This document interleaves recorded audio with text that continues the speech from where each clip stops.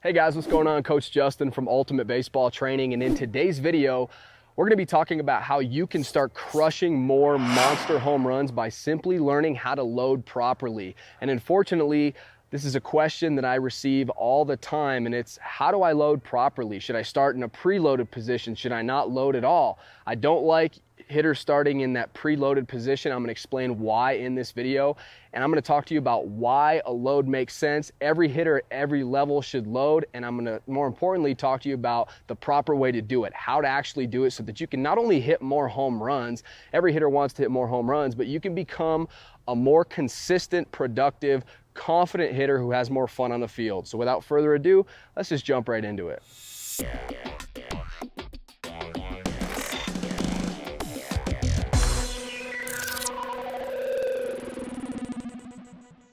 So the first thing that I want to cover is why do we load? And why can't we just start in a preloaded position? So what I mean by that, by preloaded, is basically if you were to go into your load, a lot of players like to start in a preloaded position like this. Now the reason why I don't like hitters to start in a preloaded position is because what that encourages them to do is simply step forward, or even worse, step and swing at the same time. The swing is a sequence. Now the reason why you need to load is because the load and the stride, let's put both of those together, right? The load and the stride, we must first go backwards to go forward. That's the first reason why you want to load.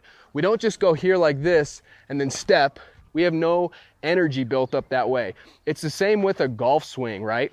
If I were to be, with my driver right now, it's the same reason why golfers, why don't they just stop at the top like this and then swing down? Because they can't generate any whip that way, any momentum, any energy, right? And so that's the analogy that I like to use for starting in a preloaded position. You're starting back here, and even if you have, good mechanics where you're not stepping and swinging at the same time, even if you have everything good from that point, it's like you're starting from here and you're just going forward. It's like you're starting at the top of a golf swing and just coming down instead of going into that backswing where you create that energy and create that whip. So that's the first reason why we load. The second reason why we load is because the load is a timing mechanism, okay?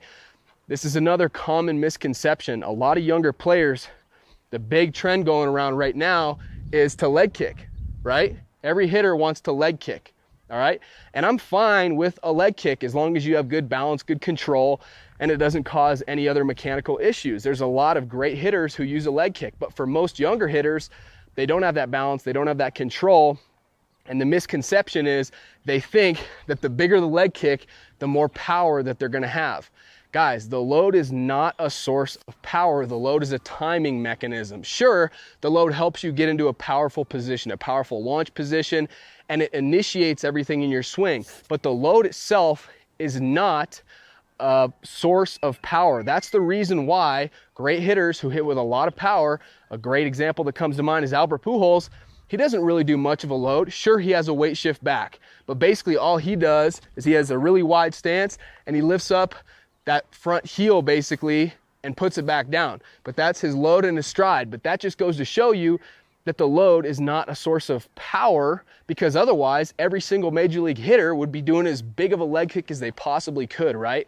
So that's why we load, is the timing mechanism aspect part of it, as well as we must first go backward to go forward. And I think if you start in that preloaded position, you're just leaving so much power on the table. It's just like that golf analogy. We wouldn't start at the top of our golf swing and just try to come down. Why start at the back of our baseball swing and just try to come forward? We need to, have something go back to go forward, but more importantly than that, we need to have it as a timing mechanism.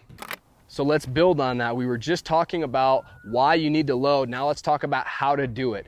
The first thing that I always like to teach in terms of loading and in terms of timing is dancing with the pitcher, okay? If you've never heard me talk about this before, I really think that this is going to help you out. So similar to if you were dancing with a significant other, right? You don't want to be out of sync with your movement. So if I move this way, the other person is going to move the same way at the same time, right? Because if I move this way and they move this way and we're doing it at different times, it's like a train wreck. We're completely out of sync. And it's the same when it comes to hitting. We want to be in sync with the pitcher because after all, hitting is rhythm and timing, okay? So let's go over this dance with the pitcher. This is what I encourage you to start practicing.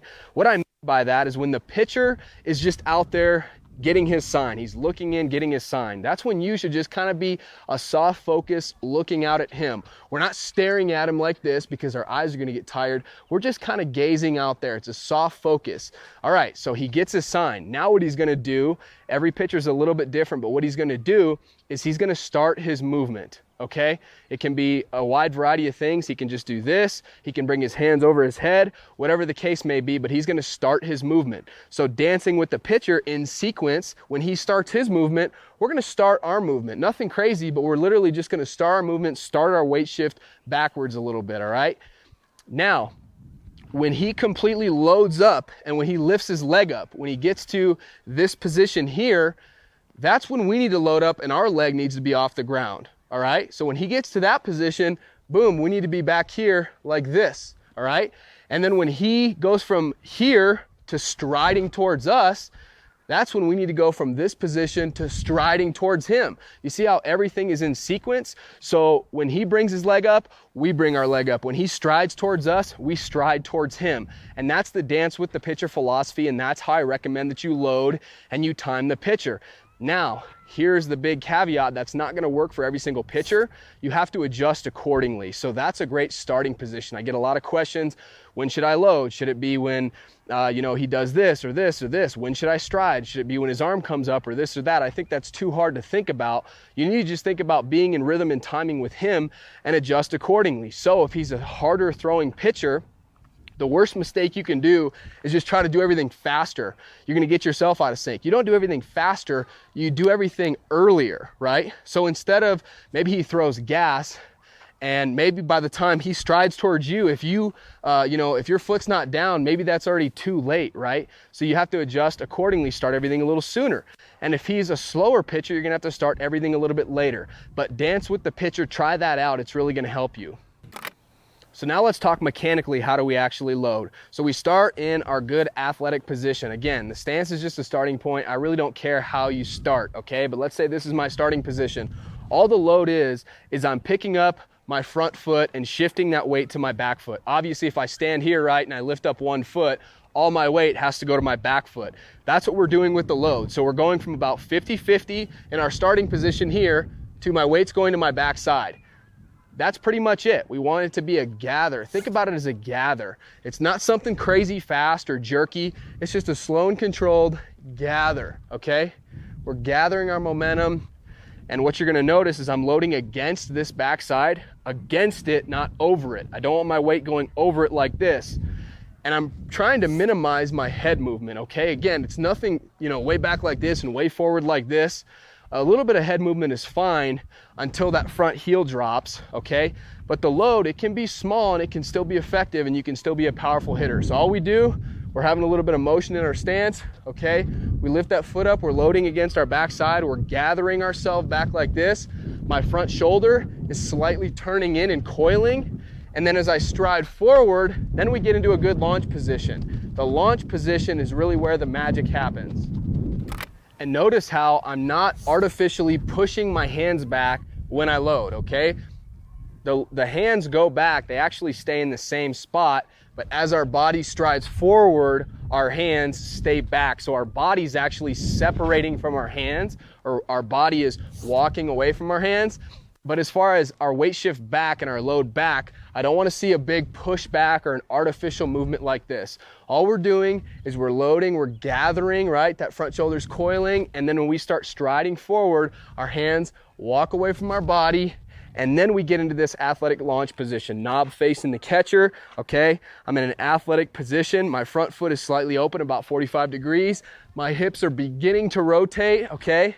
I'm still on the ball of my foot. My hips are beginning to rotate and I'm getting that good separation. I got that good stretch in this arm right here. That is a powerful position. And that's really the goal of, after we load and have that good gather, we automatically go into our stride and it gets us into a great hitting position.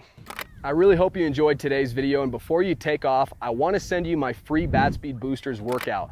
It's a 100% free workout that's gonna quickly help you improve your bat speed and power, which is pretty important for a hitter, right? So all you have to do, click on the first link in the comment section below. I'm gonna pin that first comment, just click the link. All I need is your email address, and then I will immediately send you that free Bat Speed Boosters workout. So go ahead and do that right now. As always, if you enjoyed this video, I'd really appreciate it if you left me a thumbs up.